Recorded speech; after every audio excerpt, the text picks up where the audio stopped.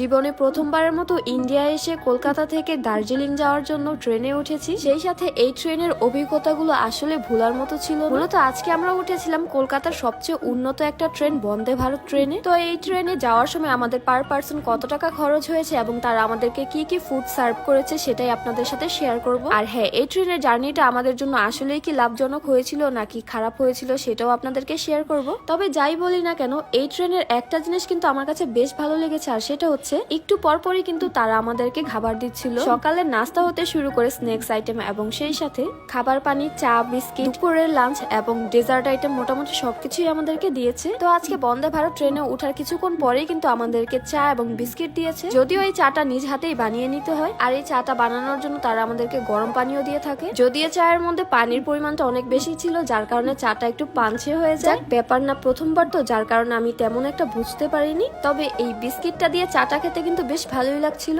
আর আজকে চা খেতে খেতে আমার খেয়াল আসে অ্যান্টি স্ট্রেচ মার্ক ক্রিমের কথা। ফারাজ বাবা হওয়ার পর থেকেই কিন্তু আমার পেটে অনেকগুলো স্ট্রেচ মার্কের দাগ পড়েছে। এই দাগগুলো রিমুভ করার জন্য আমি এই ক্রিমটা অর্ডার করেছি। এই ক্রিমটাতে রয়েছে ভিটামিন ই, ভিটামিন সি এবং সেই সাথে কোলাজেন এবং ইলাস্টিন।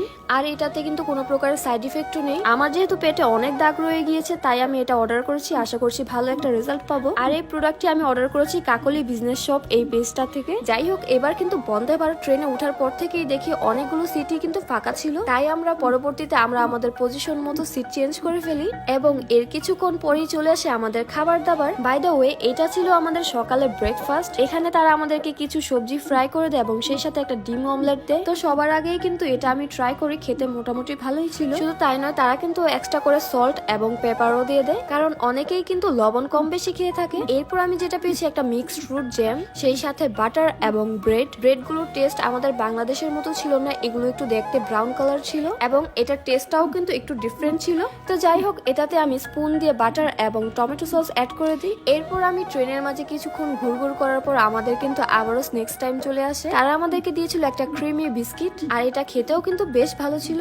এরপর চলে যায় ট্রেনের ওয়াশরুমে। ওয়াশরুমটা কিন্তু বেশ পরিষ্কার এবং পরিচ্ছন্ন ছিল, আর এখানে কিন্তু হ্যান্ড ওয়াশ এবং হ্যান্ডটাকে ড্রাই করার জন্য সব ধরনের ব্যবস্থাই ছিল। তো যাই হোক, এরপর চলে যায় ট্রেনের সামনের দিকে। তোমরাই দেখো, এখানে কিন্তু মোস্ট অফ দ্য সিটি একদমই ফাঁকা ছিল। আর এই ট্রেনে কিন্তু এক কম্পার্টমেন্ট থেকে আরেক কম্পার্টমেন্টে যাওয়ার সময় একটা স্পেশাল ডোর থাকে। এখানে জাস্ট সুইচ দিয়ে প্রেস করলেই দরজা আপনি আপনি খুলে যায়। যাই হোক, যেতে যেতে আজকে একটা খুব সুন্দর বগিতে চলে যায়। এটাকে সুন্দর বলছি কেন, তোমরাই দেখো, এখানে কিন্তু সিটগুলোকে খুব সুন্দর করে মুভ করা যাচ্ছিল। আর ট্রেনের উইন্ডো ভিউ গুলা মাশাআল্লাহ অসম্ভব সুন্দর ছিল। চারদিকে শুধু সবুজ আর সবুজ এবং মাঝখান দিয়ে ক্যানেল গিয়েছে। এখন তোমাদেরকে একটা কাজের জিনিস দেখাই। এখানে কিন্তু মোবাইল চার্জ দেওয়ার জন্য সব ধরনেরই ব্যবস্থা ছিল। তবে দুঃখের বিষয় কি জানো, আমরা কিন্তু আজকে ট্রেনে মোবাইলটা চার্জ দিয়ে চার্জারটা ট্রেনেই রেখে চলে আসি। পুরো 3000 টাকাই একটা ভুলের জন্য জলে চলে গেল। ট্রেন থেকে নামার পরে অনেকক্ষণ পরে এই কথাটা আমাদের মনে পড়েছিল।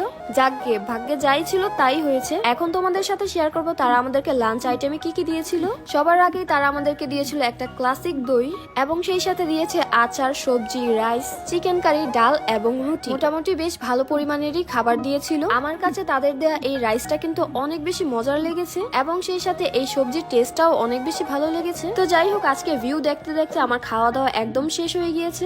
আমাদের এই ট্রেন জার্নির পার পার্সন ভাড়া পড়েছিল 1700 রুপি করে, যা বাংলাদেশি টাকায় প্রায় 2400 টাকার মতো পড়েছিল। আমার কাছে ইন্ডিয়ার এই বন্দে ভারতের জার্নিটা কিন্তু একদমই অর্থিত মনে হয়েছে। বলা যায় 1700 রুপি দিয়ে অনেক ভালো একটা সার্ভিস পেয়েছি এবং সেই সাথে এই জার্নি বাই ট্রেনটা অনেক বেশি মেমোরেবল হয়ে গিয়েছে। আজ এ পর্যন্তই। সবাই ভালো থাকবেন, সুস্থ থাকবেন আর আমাদের জন্য বেশি বেশি দোয়া করবেন। আল্লাহ হাফেজ।